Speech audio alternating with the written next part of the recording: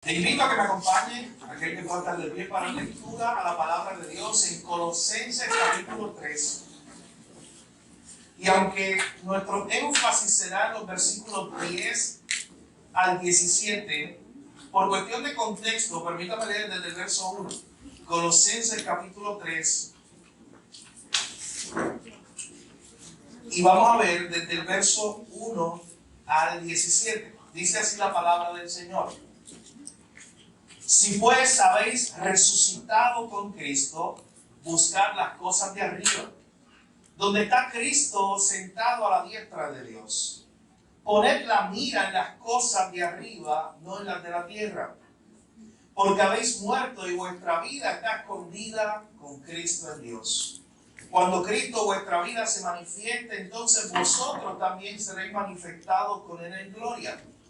Haced morir pues lo terrenal en vosotros: fornicación, impureza, pasiones desordenadas, malos deseos y avaricia, que es idolatría, cosas por las cuales la ira de Dios viene sobre los hijos de desobediencia, en las cuales vosotros también anduvisteis en otro tiempo cuando vivíais en ella. Pero ahora dejad también vosotros todas estas cosas: ira, enojo, malicia, blasfemia, palabras deshonestas de vuestra boca. No mintáis los unos a los otros, habiéndoos despojado del viejo hombre con sus hechos y revestidos del nuevo, el cual conforme a la imagen del que lo creó, se va renovando hasta el conocimiento pleno, donde no hay griego ni judío, circuncisión ni incircuncisión, bárbaro ni escita, siervo ni libre, sino que Cristo es el todo y en todos. Vestidos pues como escogidos de Dios, santos y amados, de entrañable misericordia, de benignidad, de humildad, de mansedumbre, de paciencia, soportándonos unos a otros y perdonándonos unos a otros, si alguno tuviera queja contra otro. De la manera que Cristo os perdonó, así también hacedlo vosotros. Y sobre todas estas cosas, vestidos de amor, que es el vínculo perfecto. Y la paz de Dios gobierna en vuestros corazones, a la que asimismo fuisteis llamados en un solo cuerpo, y sed agradecidos. La palabra de Cristo mora en abundancia en vosotros, enseñándoos y exhortando unos a otros en toda sabiduría, cantando con gracia en vuestros corazones al Señor con salmos e himnos y cánticos espirituales. Y todo lo que hacéis, sea de palabra o de hecho, hacedlo todo en el nombre del Señor Jesús, dando gracias a Dios Padre por medio de Él. Padre, gracias te damos en esta mañana por este tiempo, la reunión de los santos, Señor, donde tu iglesia es congregada con el fin de glorificar tu nombre. Para eso tú nos creaste, Señor. Queremos glorificarte hoy como iglesia. Queremos que por medio de tu Espíritu Santo ilumine nuestra mente y podamos escuchar y entender tu palabra. Que aquel pecador que no ha venido a ti, Señor, te pedimos que si está en tu plan soberano hoy, tú lo traigas, Señor, por medio de la predicación de tu palabra. Pero que también como iglesia podamos ser fortalecidos por medio de tu palabra. Gracias te damos, Jesús. En tu nombre oramos. Amén. Hermanos, unos 30 años después de que Jesucristo murió, resucitó y ascendió a los cielos, más o menos 30 años después, hubo un gran terremoto que sacudió toda una región en lo que hoy es Turquía. Hace poco hubo un gran terremoto en Turquía, donde murió mucha gente. Pero los terremotos no son nuevos para esa región tampoco. 30 años después de que Jesucristo murió, resucitó y ascendió a los cielos, hubo un gran terremoto como nunca se había visto en esa región de Turquía. Varias ciudades quedaron destrozadas. Una de esas ciudades que quedó destrozada y nunca pudo volver a levantarse fue la ciudad de Colosas. La ciudad a la cual Pablo, el apóstol, está escribiendo esta carta. La ciudad en la cual Pablo, el apóstol, estuvo envuelto. Él no fue su fundador, pero él fue parte de ese proceso, de esos colaboradores. Se dice que el colaborador o el fundador de la iglesia en Colosas fue Epafras, fue Epafrodito. De hecho, Pablo estuvo envuelto en esta plantación de iglesia. Pablo trabajó con ellos, Pablo los amaba. Pablo amaba a una familia en específico de la iglesia de Colosa, que era la familia de Filemón. E incluso Pablo le escribió una carta, que tenemos una carta pequeña a Filemón. Algunos autores dicen que la iglesia de Colosa se reunía precisamente ahí, en la casa de Filemón. Y usted recuerda quién era Filemón. Filemón era el dueño de este esclavo llamado Onésimo, que un día huyó. Y providencialmente Pablo se lo encontró en otro lugar del imperio. Le predicó el evangelio y ese hombre se convirtió. Y ahora Pablo lo estaba enviando para atrás con una carta, que es la carta a Filemón. Así que esta iglesia de Colosa, mis hermanos, es la iglesia que estaba en la ciudad menos importante de la cual Pablo un día le escribió cartas. Pablo le escribió a los hermanos que estaban en la ciudad de Éfeso, una importante ciudad en Asia Menor. Pablo le escribió una carta a los hermanos en Filipo, una importante ciudad también, colonia romana. Pablo le escribió una carta a la iglesia en Roma, la capital del mundo antiguo. Pero el hecho de que Pablo le escribiera una carta a Colosas, Colosas no era una ciudad importante. Tuvo sus días de gloria Colosas. Pero hubo un momento dado cuando los ingenieros romanos cambiaron los caminos. Esa gente, esos ingenieros romanos, eran tan diestros que todavía existen vías romanas hoy y estructuras romanas. Pero un día cambiaron la autopista, cambiaron el camino. Así que ya la gente no tenía que pasar por Colosas. Ahora la gente pasaba por otra ciudad que empezó a prosperar y se llamaba Laodicea. ¿Usted ha escuchado la ciudad de Laodicea? Está en la Biblia, una de las a las cuales Cristo le escribe en Apocalipsis. Así que como Laodicea creció en opulencia y riqueza, Colosas se hizo cada vez más insignificante. Pero allí, hermano, en esa pequeña ciudad, insignificante ciudad, el evangelio de Jesucristo se estaba predicando y algo estaba pasando en esa ciudad. Bueno, las almas se estaban convirtiendo. Y el apóstol Pablo le escribe una carta para animar esta iglesia. Y noten qué interesante, el apóstol Pablo le escribe una carta y probablemente 1 o 2 años después de que Pablo le escribiera, esa ciudad fue destruida, incluyendo la iglesia. De hecho, el lugar existe hoy, pero es un lugar desolado. ¿Y sabe qué interesante? No se ha excavado arqueológicamente el lugar. Todavía eso está allí, todo quedó destruido y eso está allí. No se ha excavado esa región completa. Pero allí un día estuvo Pablo junto a su grupo de colaboradores predicando el evangelio. Y Pablo les quiere escribir esta carta a este grupo de hermanos en esta pequeña ciudad, en esta iglesia, donde Pablo quiere resaltar a Cristo como un Salvador suficiente. Pablo quiere resaltar la superioridad o la supremacía de Cristo. Esta ciudad estaba enfrentando muchas enseñanzas paganas de filosofía griega que habían llegado también allí. Que creían en culto a los ángeles, que creían en muchas otras cosas. Pero el apóstol Pablo quiere recordar la superioridad o la supremacía. Cómo Cristo es superior o cómo Cristo está por encima de todo lo demás. De hecho, un buen resumen de la carta a los Colosenses sería Cristo, un Salvador suficiente.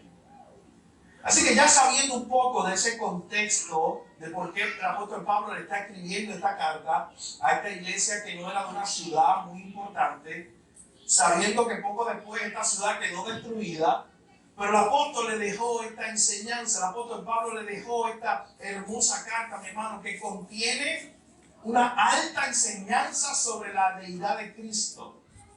Si usted quiere una carta, una epístola de Pablo que contenga una alta enseñanza, profunda enseñanza sobre quién es Jesús, allí en la carta a los Colosenses, Pablo dice que Cristo es la imagen visible del Dios invisible. Aquí en esta carta a los Colosenses, Pablo dice que en Él, en Cristo, habita corporalmente toda la plenitud de la deidad. O sea, que Él es Dios.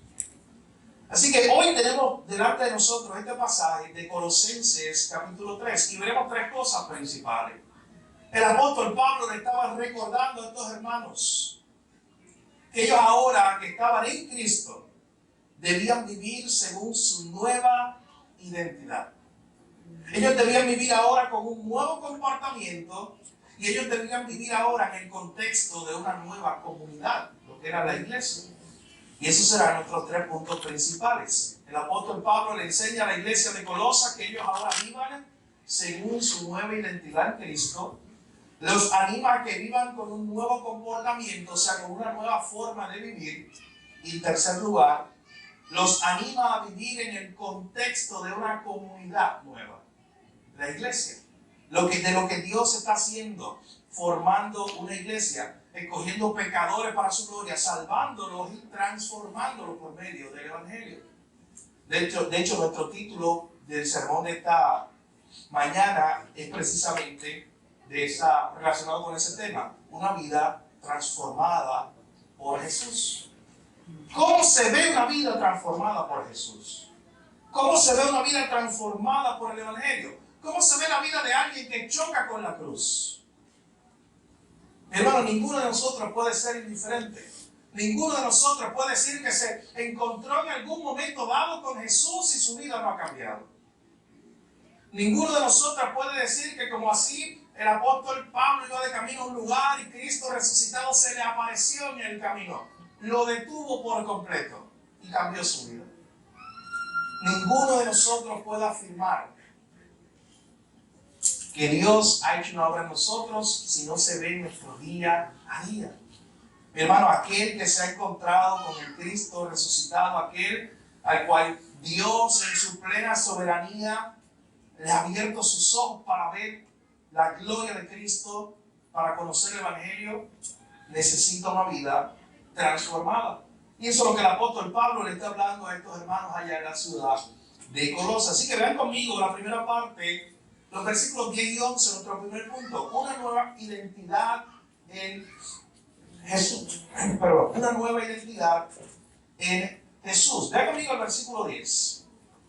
El apóstol Pablo, luego de haber hablado acerca de lo que era nuestro pasado, noten el versículo 5 en adelante, él había hablado de lo que éramos nosotros antes, luego de invitarnos a que hagamos morir todas esas obras antiguas que éramos nosotros en el pasado, lo que practicamos por naturaleza: la fornicación, impureza, pasiones, malos deseos, avaricia. Todo ese tipo de prácticas que éramos lo que hacíamos nosotros en nuestra antigua naturaleza. Miren lo que dice entonces en el verso 9: no mintáis los unos a los otros, habiéndoos despojado del viejo hombre con sus hechos. El apóstol Pablo dice: aquel que está en Cristo tiene una nueva identidad y se ha despojado, ahora en Cristo tiene una nueva identidad. Ahora ya no tiene que estar practicando todas estas cosas que eran lo que le salía naturalmente. O sea, nadie te enseñó a ser avaro. Nadie te enseñó a tener malos deseos. Nadie te enseñó a vivir una vida de impureza y pasiones desordenadas. Eso lo traíste en el primer Adán. Eso es lo que el apóstol Pablo le está diciendo a esta iglesia. Esa era nuestra herencia en el primer Adán. Así nacimos. Pero ahora hay un cambio cuando uno está en Cristo. Dice la última parte del verso 9: despojándonos del viejo hombre con sus hechos. Pero recuerden, ya lo vimos en Efesios, ya lo vimos en Romanos, la transformación que hace Dios en la vida de un hombre no solamente es esa primera parte de despojarse del viejo hombre, siempre hay algo más. Noten el verso 10: y revestidos del nuevo. Nos vamos a despojar del viejo hombre y ahora nos vamos a revestir del nuevo hombre. El apóstol Pablo lo había dicho de la siguiente manera en Efesios capítulo 4, versos 22 al 24. En cuanto a la pasada manera de vivir, despojaos del viejo hombre, que está viciado conforme a los deseos engañosos, y renovaos en el espíritu de vuestra mente, y vestidos del nuevo hombre, creado según Dios, en la justicia y santidad de la verdad. Siempre está ese elemento que dice: despójate del viejo hombre, pero vístete del nuevo. No hay como un espacio neutral. De hecho, hay un autor, se llama Jay Bridge. Cuando usted me pregunta mi top 5 de autores favoritos, de autores de los cuales he leído más libros incluso. Él está ahí en los primeros 5. Jerry Bridge. Está Albert Muller, Jerry Bridge, Sinclair Ferguson, Miguel Núñez. Autores que yo digo que están ahí, que he leído la mayoría, sino incluso todos sus libros de ese autor. Pero Jerry Bridge tiene un espacio especial. Si usted no ha leído los libros de Jerry Bridge, usted tiene tarea hoy. Salga de aquí, mi hermano. Arrepiéntase primero. No. Salga de aquí y compre un libro de Jerry Bridge. Son libros centrados en el Evangelio, mi hermano. Muy centrados en la obra de Cristo. En la obra de lo que el Señor ha hecho para darnos una nueva identidad. Uno de sus libros está titulado, precisamente como nuestro tema o el sermón de esta mañana, El poder transformador del Evangelio. Así que se titula uno de sus libros, El poder transformador del Evangelio. Y en ese libro, Jerry Bridge dice algo muy interesante. Él dice que en ocasiones él se ha dado cuenta que como cristianos nosotros tendemos a enfocarnos más en la parte de despojarnos del viejo hombre que en la parte de vestirnos del nuevo. Y tiene mucha razón. En otras palabras, él dice, a veces el énfasis que ponemos solamente es despójate del viejo hombre, con todas esas obras malas. O sea, tú empiezas a negarte a ti mismo, tú empiezas a despojarte de todas esas obras que cometías en el pasado, de todos esos pecados. Pero él decía, a veces el énfasis está solamente ahí, pero veamos siempre el texto completo. Siempre el énfasis es, despójate del viejo, oye, pero vístete de nuevo. Y esa era siempre la enseñanza de Pablo. Usted recuerda cuando el apóstol Pablo le habla a la iglesia de Éfeso, él le dice a los hermanos en Éfeso lo siguiente, oye, aquellos que robaban, ya no roben más. O sea, le está diciendo, despójate del viejo hombre. Aquellos que robaban ya no roben más. Pero usted sabe que, hermano, él no lo deja ahí. Si usted sigue leyendo allá la carta a los Efesios, Pablo le dice, aquellos que robaban ya no roben más. Ahora sean generosos. Eso es vestirte del nuevo hombre. Así que te quitas el viejo de las obras malas del pecado y te vistes con el nuevo hombre que vive para Dios. Bueno, la historia de Zaqueo. ¿Recuerdan la historia de Zaqueo? Es lo mismo. Zaqueo no solamente se despojó del viejo hombre al decir, oye, ya yo no voy a pecar más de esta manera. Ya yo no voy a seguir robándole a la gente. Que es lo que hacía Zaqueo, el cobrador de impuestos. ¿Qué hizo Zaqueo? No solamente se despojó del viejo hombre, sino que se vistió del nuevo. Y dijo, pues yo voy a pagar a aquel que yo le hice daño. Yo ahora voy a ser generoso con ellos. Así que esa idea, mi hermano, siempre está ahí. El despojarnos del viejo hombre y el vestirnos de nuevo. Pablo se lo recuerda a los hermanos en Éfeso. Pablo se lo recuerda a los hermanos en Colosa. Le está diciendo, estos eran ustedes antes de venir a Cristo. Pero ahora Cristo ha hecho una obra de transformación en su vida.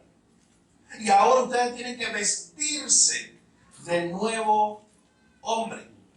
Pero me encanta la segunda parte del verso 10. Revestidos del nuevo, el cual conforme a la imagen del que lo creó, se va renovando hasta el conocimiento pleno. ¿Usted sabe lo que se nos está diciendo, mis hermanos? Que este nuevo hombre se está renovando según la imagen de Cristo. En otras palabras, que nosotros estamos siendo ahora moldeados. Ese es el proceso de santificación en nuestra vida ahora como creyentes. Estamos siendo moldeados a la imagen de Cristo. Estamos siendo renovados. Literalmente, mi hermano, estamos siendo reformados. En el sentido de que estamos tomando ahora una nueva forma. Cristo está moldeándonos ahora. Ahora estamos en un proceso en el cual cada día se supone que nos parezcamos más a Cristo. Así que dice el versículo 10 que ahora estamos renovados según la imagen de Cristo. Y ese, ¿sabe qué, mi hermano? Es la imagen que se nos muestra en toda la Biblia. Volver al diseño original de Dios. ¿Usted sabe desde cuándo se nos muestra eso? Desde que el hombre quebrantó el diseño original de Dios. Dios creó todo perfecto, Génesis 1 y 2.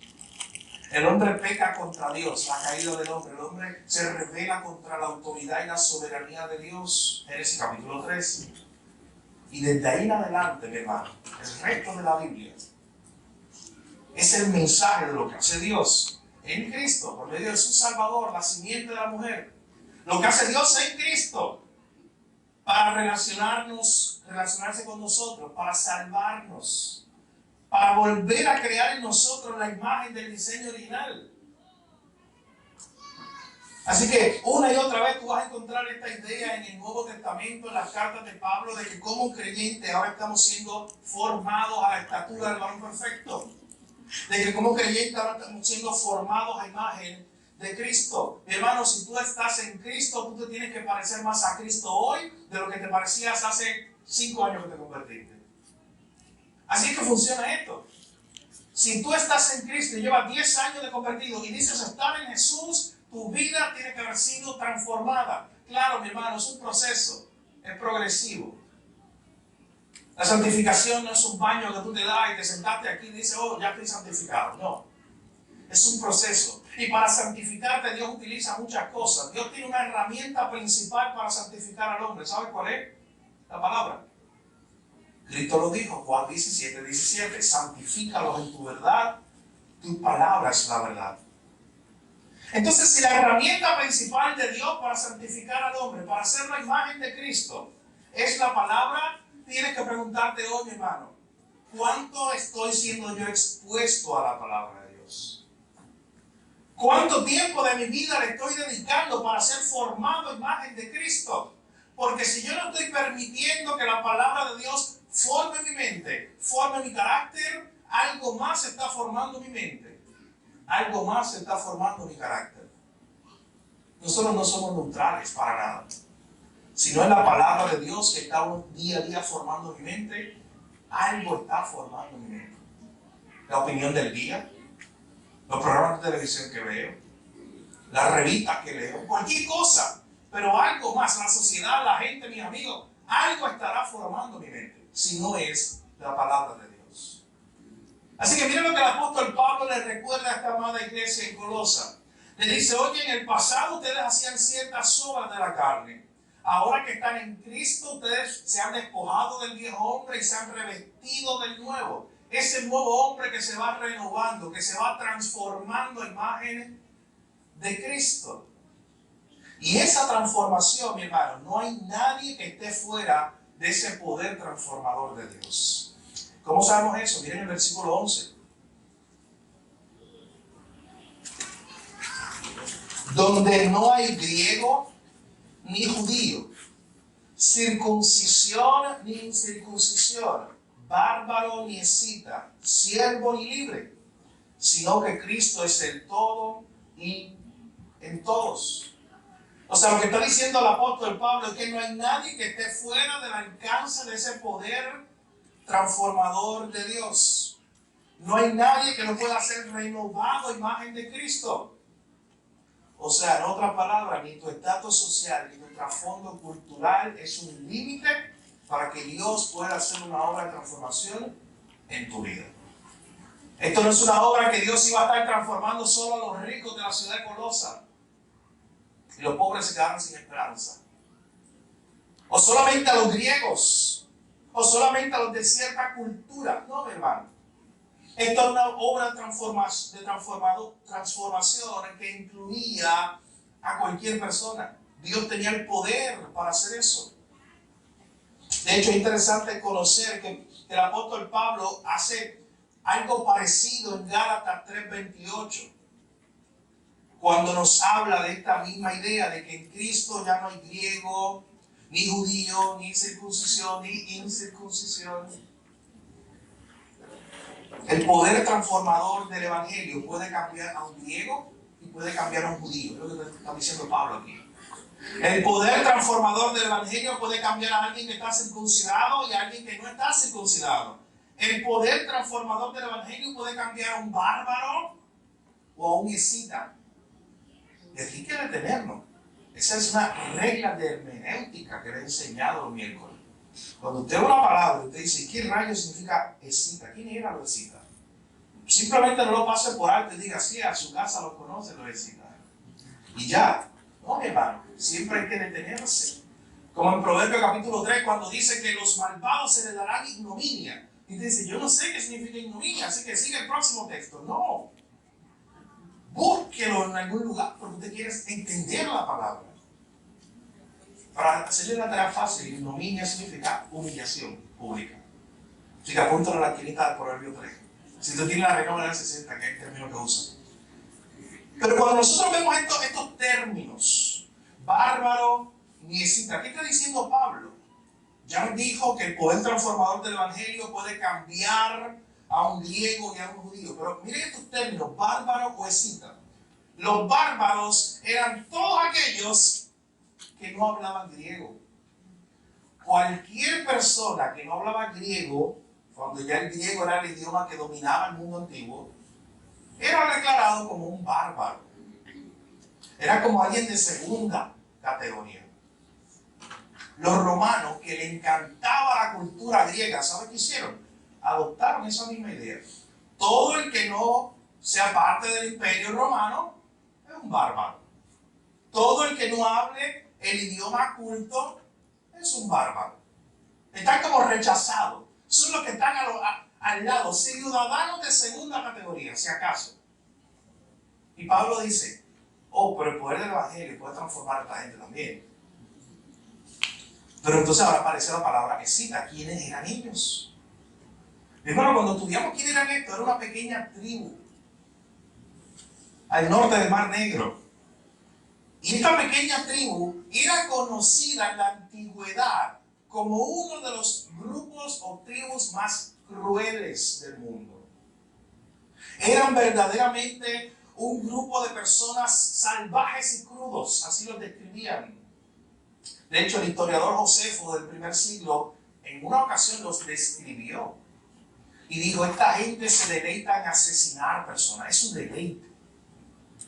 Ellos son poco mejor que las bestias. Así lo describía la gente. Estos, mis hermanos, eran verdaderamente crueles. Usted hoy ve la imagen de los vikingos, que a veces se le quiere presentar en imágenes de libro o en un documental.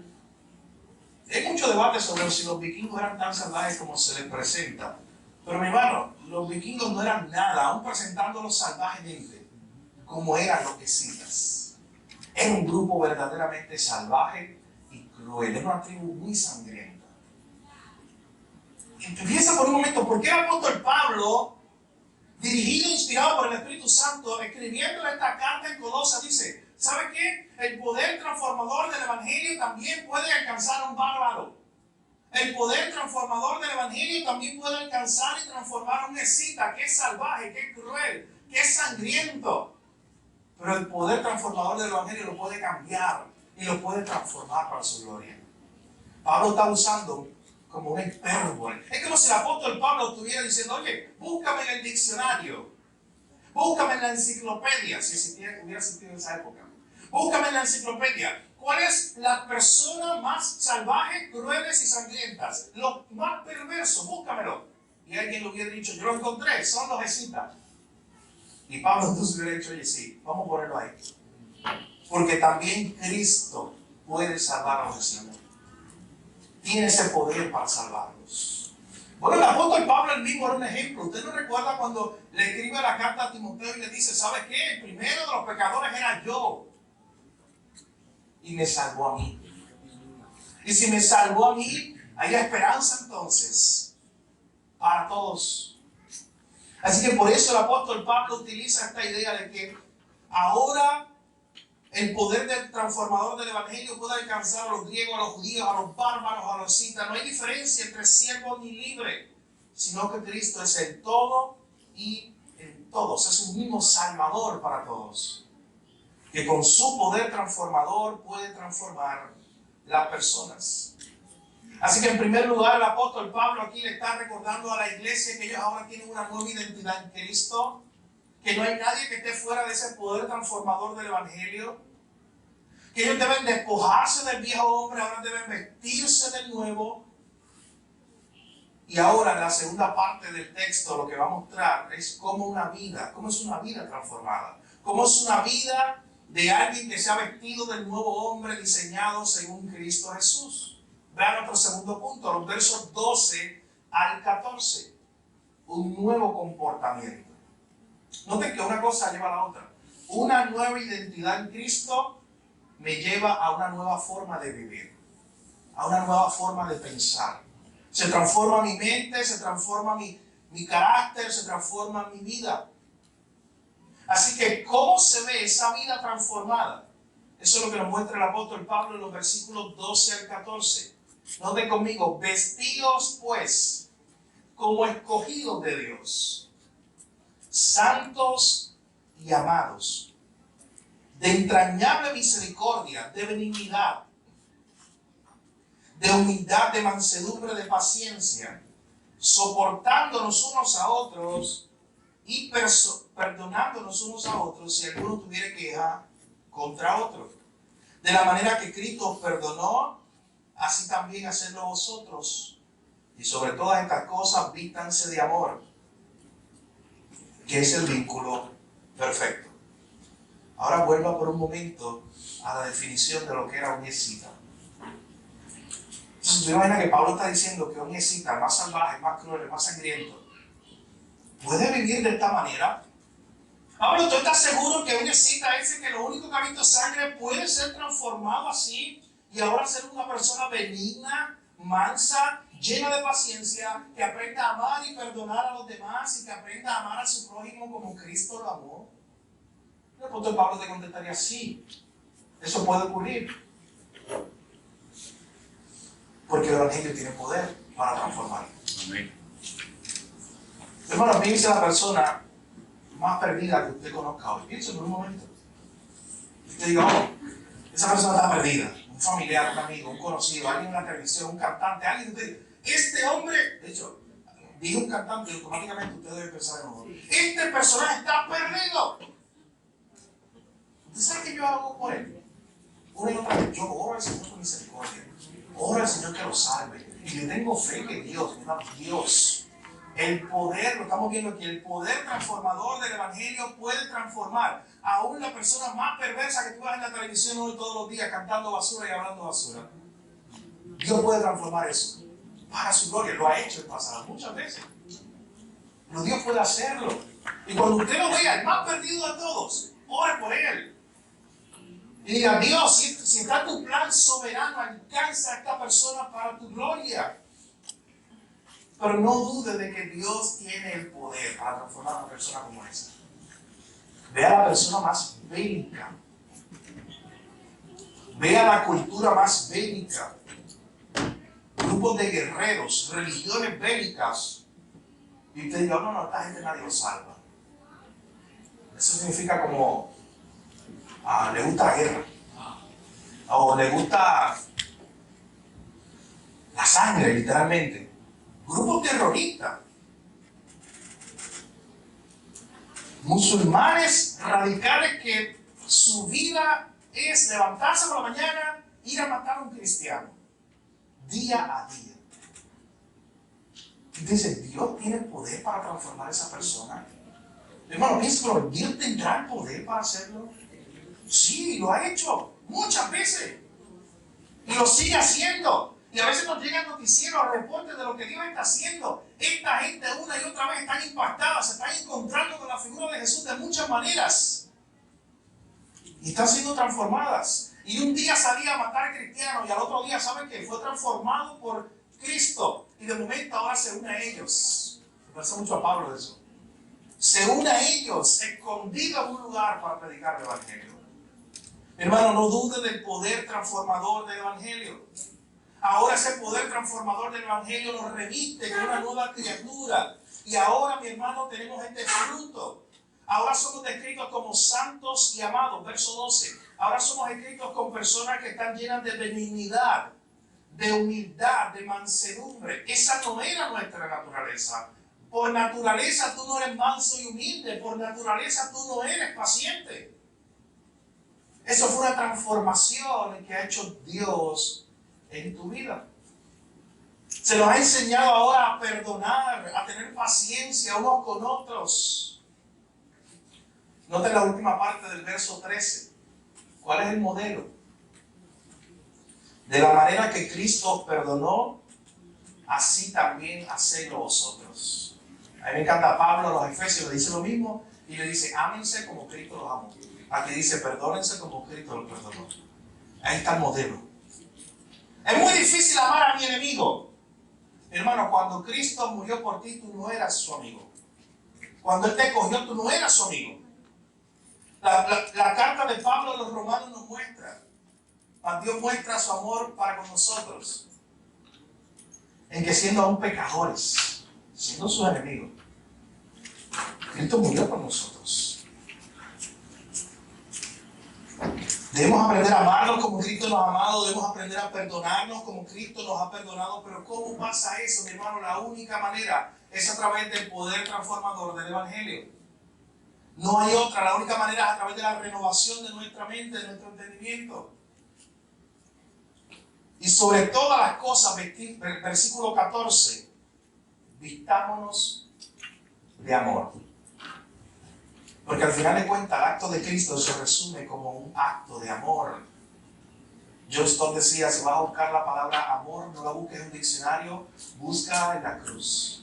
Párate frente a la cruz, admira lo que está ocurriendo allí, y allí tú encontrarás una definición de amor. El apóstol Juan en una de sus epístolas describió el amor. Y dice, en esto consiste el amor. Te voy a definir el amor. No es que nosotros hayamos amado a Dios primero, sino en que Él nos amó a nosotros y se entregó por nosotros. Y ahora debes estar vestido de amor. Ahora debe ser la marca del cristiano. Ahora te debe identificar el amor, porque fuiste impactado por una obra de amor precisamente, que fue la cruz. A la luz de esto tienes que preguntarte, ¿caracterizan estas virtudes tu vida como creyente? Estas virtudes, ahora ser benigno, con paciencia, manso, humilde, aprendiendo a soportar a mi hermano, perdonando a aquel que me hace mal, vestido de amor, porque es el vínculo perfecto. ¿Esto me caracteriza a mí como creyente hoy? ¿Esto está evidenciando de que ha habido una obra de transformación en mi vida? Miren cómo culmina este pasaje. Versículos 15 al 17, nuestro tercer y último punto. El apóstol Pablo le habla de una nueva identidad en Cristo. Luego le dice que esa nueva identidad en Cristo va acompañada por un nuevo comportamiento, una nueva forma de vivir, vestidos, despojados del viejo hombre, vestidos del nuevo, vestidos de amor, perdonándonos a otros, teniendo paciencia, humildad, mansedumbre.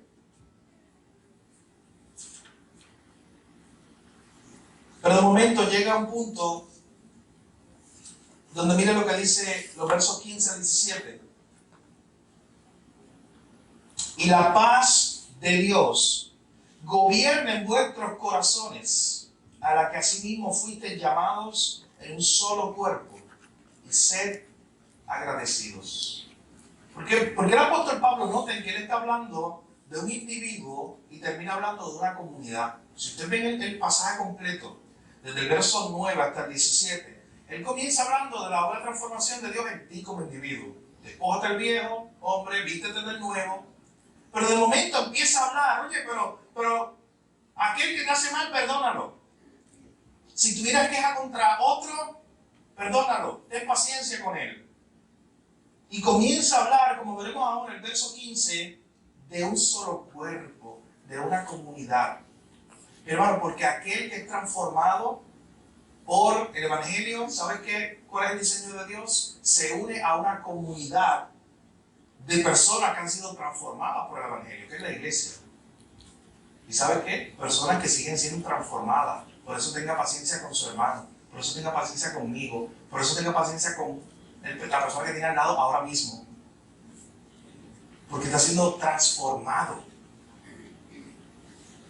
por el Evangelio. Bueno, el mismo apóstol lo acaba de decir, tengan paciencia en el contexto de esto que estamos hablando. Pero noten que Dios transforma a un individuo no para dejarlo solo en su casa diciendo, esta es mi iglesia, estas pequeñas 4 paredes. No, eso no tiene sentido, eso es falso, eso no es el diseño de Dios, eso es una mentira que a veces queremos creer para calmar nuestra conciencia. Yo escucho al pastor por YouTube y ya. O yo escucho al pastor Miguel, al pastor Sujel, tremendo, ya, qué bueno. Mi hermano, escúchelo, gloria a Dios por ellos. Gloria a Dios por las transmisiones, muy buenas.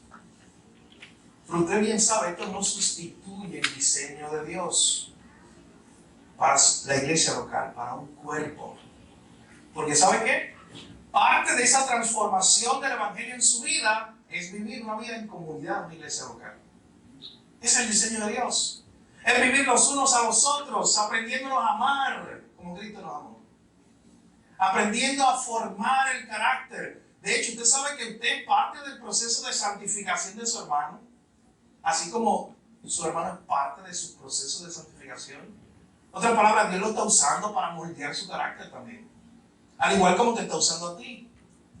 Pero me interesa cómo el apóstol Pablo comienza hablando de lo que hace Dios en un individuo, pero de momento en el verso 15 está hablando de un solo cuerpo, de una comunidad.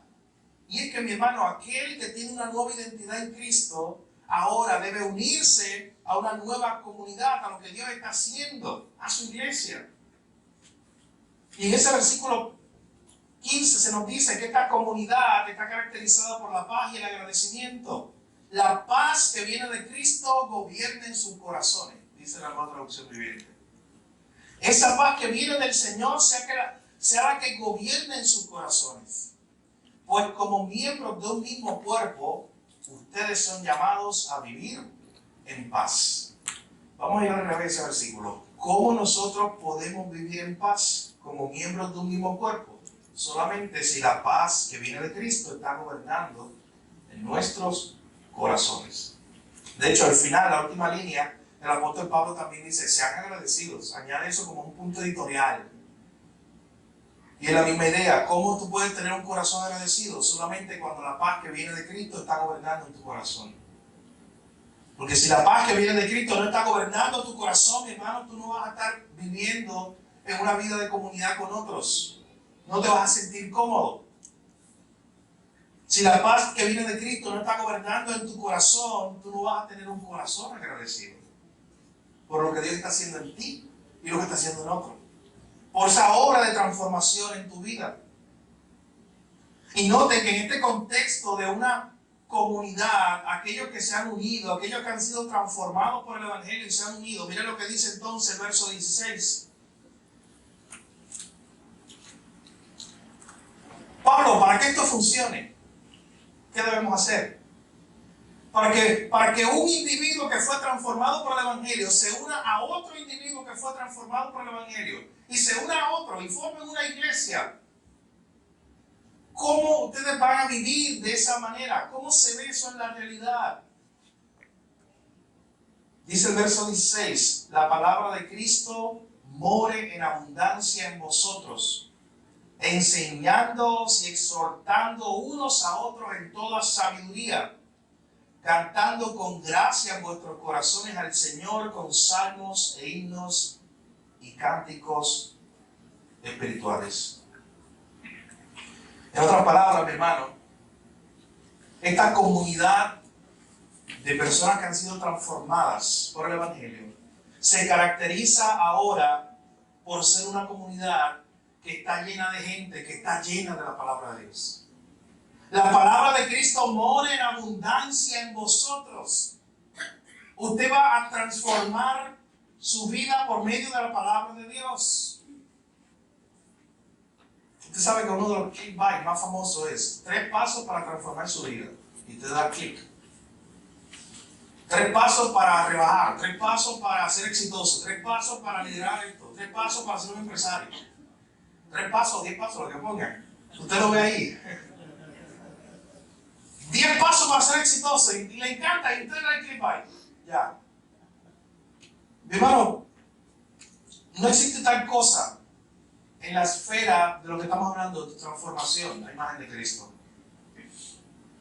¿Sabe por qué? Porque Cristo mismo nos ha hablado y nos ha mostrado que el método correcto, que el método de Dios, diseñado por Dios para transformarte a su imagen es la palabra. Es que esté lleno en abundancia de la palabra de Cristo, como dice este pasaje. De hecho, el pastor John MacArthur tiene un comentario muy interesante acerca de este texto, de ese término que dice que la palabra de Cristo more. Y él nos dice lo siguiente: morar en este contexto significa vivir en, o como que se siente en casa, algo que es en abundancia, que tiene cantidades exuberantes. O sea, lo que está diciendo el apóstol Pablo allí, la palabra de Dios more en abundancia abundancia en cantidades exuberantes en su vida. Que la palabra de Dios more en abundancia en ustedes. Que su mente esté llena de la palabra de Dios.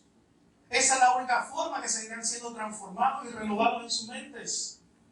Pero hermanos, el problema, mis hermanos, es que a veces nuestras mentes están más llenas de cualquier otra cosa que de la palabra de Dios. A veces nuestras mentes están más llenas de la última serie de Netflix que de la palabra de Dios. A veces nuestras mentes están más llenas de cualquier otra cosa de mi trabajo que de la palabra de Dios. Mi hermano, y es solo la palabra de Dios la que tiene poder para transformar. ¿De qué estás llenando tu mente? No hay otro instrumento de santificación como este, como la palabra. Así que el apóstol Pablo está diciendo: la palabra de Cristo mora en abundancia en vosotros. Y luego, cuando esa palabra mora en abundancia en nosotros, nos va a permitir hacer lo siguiente: enseñándonos y exhortándonos unos a otros. ¿Con la sabiduría del mundo? No. Con la sabiduría que viene de Dios. Con la sabiduría que viene de esa palabra de Dios, cantando con gracia en vuestros corazones al Señor, con salmos e himnos y cánticos espirituales. Ahora vivimos de una forma diferente, aún en comunidad como iglesia, porque hemos sido transformados. Pero bueno, está la palabra de Dios abundando, morando en tu vida. La palabra de Cristo mora en vosotros, dice el texto. Y solo con la palabra de Cristo morando en abundancia en nosotros y siendo vestidos del nuevo hombre podemos hacer lo que dice el verso 17 para cerrar. Y todo lo que hacéis, miren cómo Pablo culmina este argumento. Y todo lo que hacéis, sea de palabra o de hecho, hacedlo todo en el nombre del Señor Jesús, dando gracias a Dios Padre por medio de Él. Todo lo que un creyente hace, lo debe hacer para la gloria de Dios. Todo lo que un creyente hace, de hecho el apóstol Pablo se lo dice a los corintios. Le dice a ellos: si pues coméis o bebéis o hacéis cualquier otra cosa, hacedlo todo para la gloria de Dios. Aquí nos dice el apóstol Pablo: todo lo que haga, sea de palabra, de hecho, hazlo en el nombre del Señor. Pero ¿alguien puede hacer todo en el nombre del Señor? Solamente si la palabra, vaya atrás, si la palabra de Cristo mora en sí, si está siendo revestido del nuevo hombre. Hermano, pregúntate en esta mañana: ¿haces todo en el nombre del Señor? Esto es posible solo con una mente transformada, con una vida transformada. Y noten lo que dice el verso 17: sea de palabra o de hecho, todo lo que digas o hagas, ¿lo hacen en el nombre del Señor? ¿Usted sabe quién puede hacer eso? ¿Qué individuo puede hacer todo en el nombre del Señor? Solo aquel que tiene su mirada puesta en las cosas de arriba y no en las de la tierra.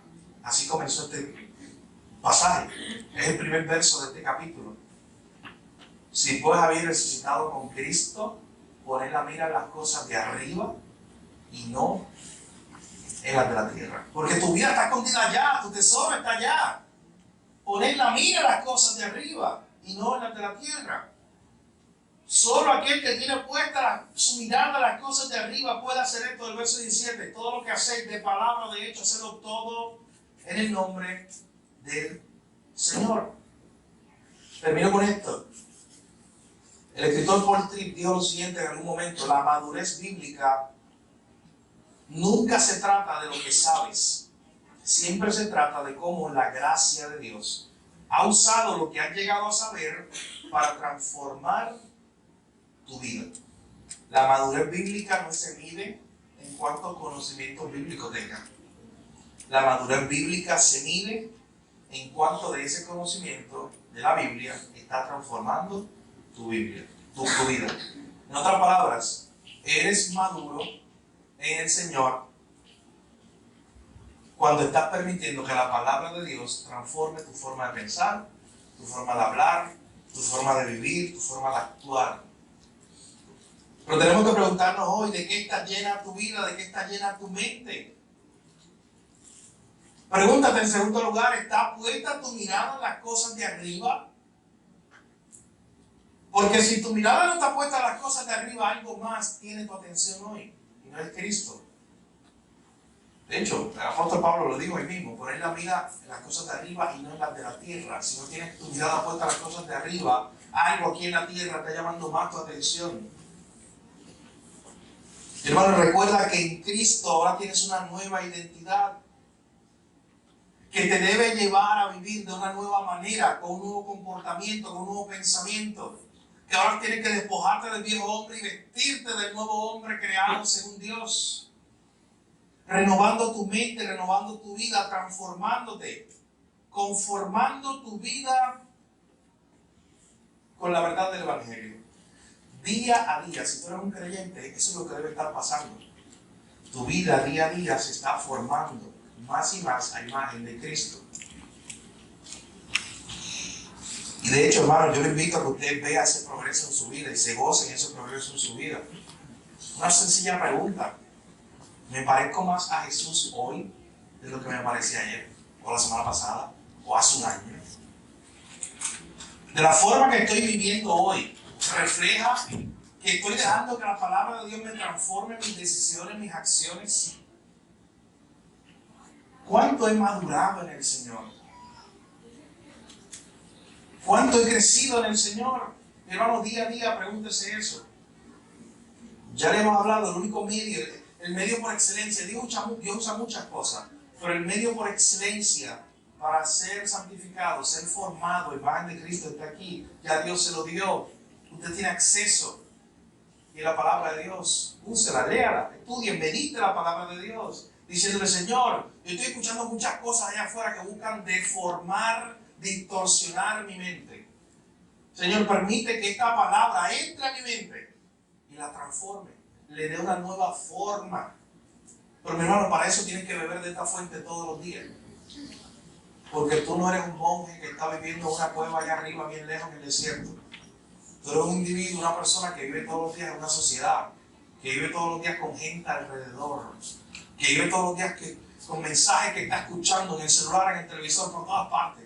O sea, usted está recibiendo un bombardeo de información todos los días. Es por eso que todos los días tiene que beber de esta fuente, para que le ayude a filtrar, a sacar todo lo que no es de Dios. Y esta palabra suya sea la que forme su mente. Hermano, esa transformación no culmina. Día a día usted está siendo transformado a imagen de Cristo. Que el Señor nos ayude a entender esta verdad, esta nueva identidad que tenemos en Él. Y cómo esta nueva identidad que tenemos en Él debe llevarnos a una nueva forma de vivir. Vamos a orar. Padre, gracias por tu palabra. Gracias porque a través de ella, Señor, tú nos enseñas, nos corriges, nos instruyes. Te pedimos en esta hora que por medio de tu Espíritu Santo, tu palabra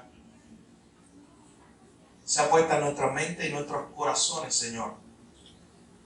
Señor, como decía el texto, uno de los textos que vimos hoy, que tu palabra abunde, more en abundancia en nuestras vidas.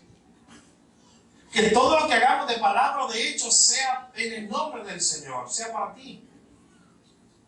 Que podamos despojarnos del viejo hombre con todos sus vicios y obras carnales.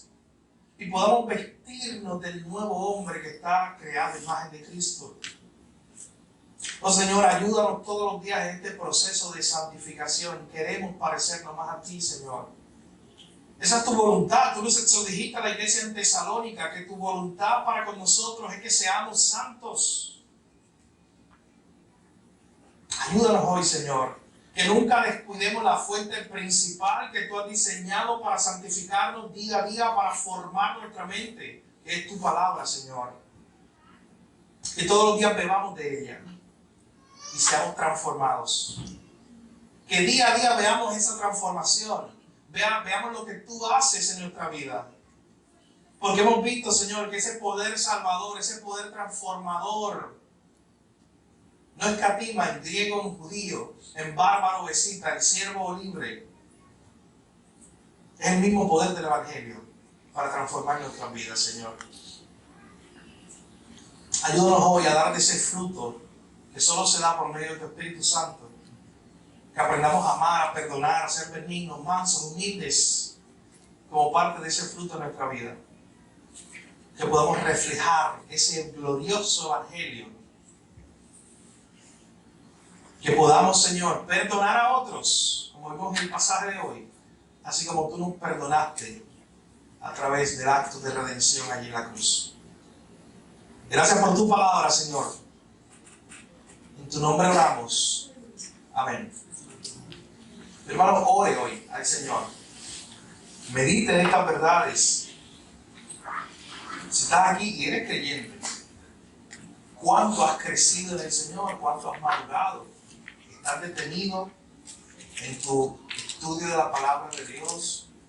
Hermano, en tu estudio y meditación de la palabra de Dios. ¿Cuánto estás creciendo en el Señor?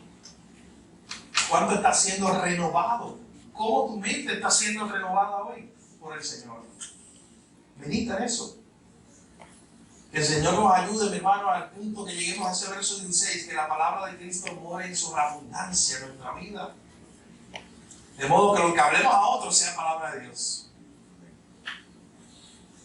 Charles Spurgeon decía que si tú pinchabas con un alfiler a John Bunyan, el que escribió El Progreso del Peregrino, en vez de salir sangre, salía Biblia.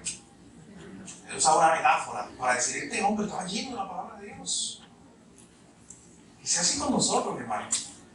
Que la palabra de Dios more en abundancia en nuestra vida. Que podamos despojarnos del viejo hombre. Esto es día a día, disciplinas espirituales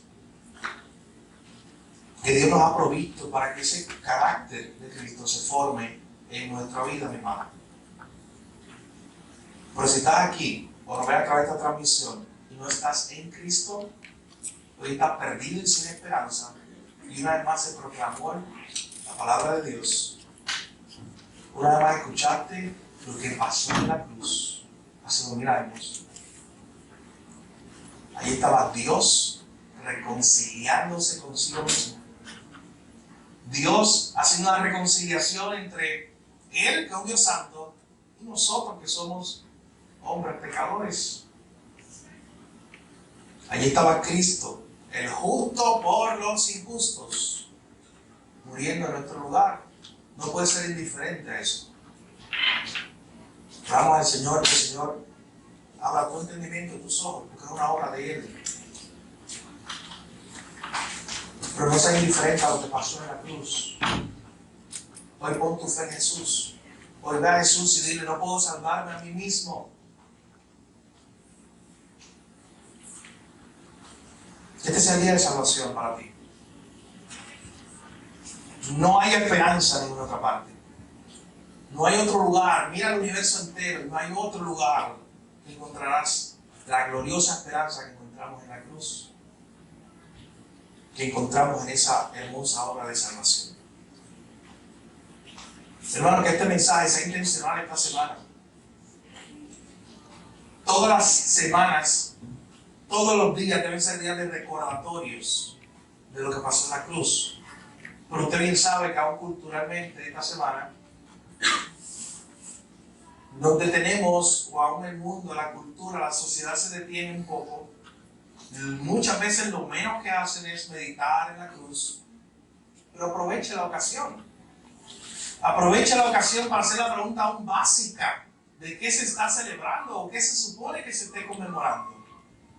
Usted lo ve listo ya, preparado para la playa, con la bola de inflable, con los pantalones cortos, la neverita listo. Pero allí mismo, usted, qué bueno, va para la playa, no hay problema, pero quiero hablarle de lo que se conmemora en esta época. ¿Saben para muchos qué es esta semana? Una semana libre. Ya, no es nada. Al menos los últimos días de la semana. Días libres donde hacen y deshacen. Donde muchas veces lo menos que se vive es una vida de santidad. En algunos contextos, usted sabe de lo que hablo. Pero aproveche ese familiar suyo que aún tiene estos días libres. Ese vecino que está en día libre. Pero usted lo está preguntando por qué se conmemora esta ocasión. Aunque ya nadie hable de esto. Hablaba con una hermana ahorita. precisamente sobre cómo incluso antes se preparaban aún los canales de televisión, a veces semanas antes. Oye, esta es la tanda que tenemos de películas. A veces no es ni buena la película, pero esta es la tanda de películas que tenemos de la Semana Santa. ¿Usted ha visto eso? Póngase a pensar. Este año. Rarísimo. Si acaso pondrán una que otra, pues siempre lo hacen, pero ese auge de semanas antes diciendo, en la próxima semana tenemos todo el Viernes Santo con películas y transmitiremos aquel servicio. Ni eso está ahora mismo. Cada vez más es secularizada nuestra sociedad, dándole la espalda a Dios, cada vez más. Pero tú tienes un mensaje, hermano. De hecho, es el mensaje de la reconciliación de lo que pasó en la cruz. No te quedes callado esta semana. Esta semana ni la resto de las 51 semanas. Pero aprovecha esta semana. Que la gente está, al menos saben que hay algo que se conmemora y apunte a eso, apunte a Jesús. Mi hermano, su trabajo es llevarle a la cruz, su trabajo es llevarlo a Cristo, presentarle, hablarle de la obra de salvación. Usted no tiene otro poder. Eso es prerrogativa de Dios, salvar, y el poder está en Él. Pero usted haga su tarea. Ir a todo el mundo y predicar el Evangelio, lo dijo Cristo. Y que el Señor nos ayude a ver frutos y hace su voluntad, hermano. Así que damos gracias al Señor por su palabra en esta mañana, el próximo